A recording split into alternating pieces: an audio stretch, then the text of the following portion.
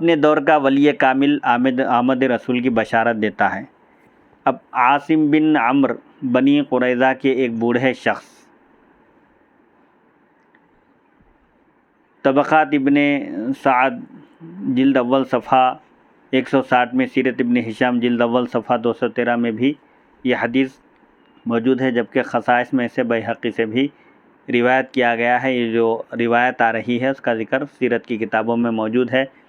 عاصم بن عمرو بنی قریظہ کے ایک بوڑھے شخص سے روایت کرتے ہیں کہ ایک بار اس نے مجھ سے پوچھا، کیا تم جانتے ہو ثعلبہ بن صعقہ، اسید بن صعفہ اور اسد بن عبید، جو دور جاہلیت میں بنو قریظہ کے ساتھ تھے اور اسلام میں ان کے سردار بنے، کہ اسلام لانے کا سبب کیا تھا؟ یعنی ان تینوں کے اسلام لانے کی وجہ کیا تھی؟ میں نے کہا نہیں۔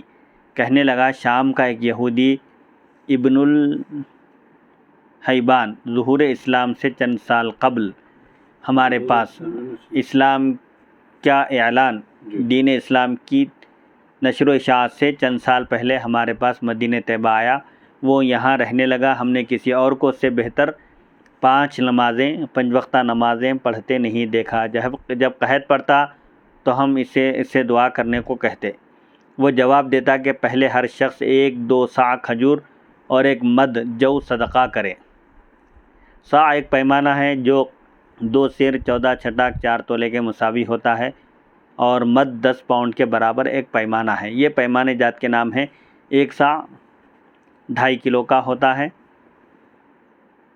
اور 1 مد یہ بھی ایک پیمانہ ہے۔ یعنی کوئی مصیبت آتی، قحط پڑتا تو صدقہ کرنے کا یہ حکم دیتے تھے۔ جب ہم صدقہ دے دیتے تو وہ ہمارے ساتھ میدان میں نکلتے اور دعا مانگ کر اٹھتے بھی نہ تھے کہ بادل اندھیرا کر دیتے، یعنی آسمان پر بادل چھا جاتے اور زبردست بارش ہوتی۔ یہ ایک بار نہیں، کئی بار ہوا ایسا۔ یہ مجرب ہے ان کے ساتھ کا معاملہ۔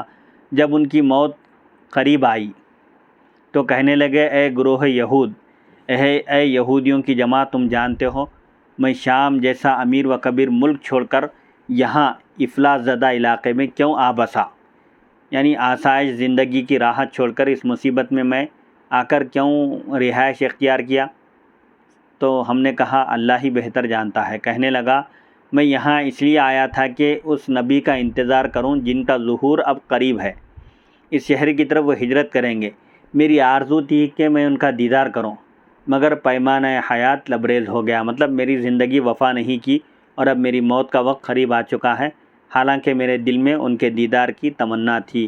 اب تمہیں وہ دور ملنے والا ہے، اے یہود، اس رسول پر ایمان لانے میں کوئی قوم تم سے پہل نہ کر جائے، تم پر سبقت نہ لے جائے۔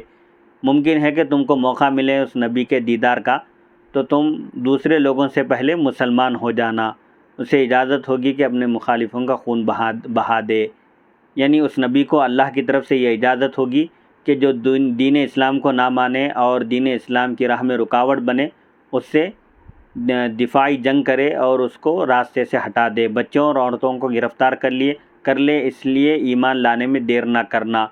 یعنی یہ نبی توبہ بھی ہیں اور نبی الملحمہ، دشمنوں سے جنگ کرنے کی اس نبی کو اجازت بھی ہوگی۔ اس لیے کہیں تم اسلام لانے میں تعامل نہ کرنا، غور و فکر نہ کرنا، فوراً وہ آتے ہی ان کے ہاتھ پر اسلام قبول کر لینا۔ جب نبی کریم صلی اللہ علیہ وسلم مدینہ میں تشریف لائے اور بنو قریظہ کا محاصرہ ہوا تو ان نوجوانوں ثعلبہ بن صعفہ وغیرہ نے چیخ کر کہا، اے بنو قریظہ، یہ وہی رسول ہیں جس کے متعلق ابن الحیبان نے پیشن گوئی کی تھی۔ یہود کہنے لگے، یہ وہ نہیں۔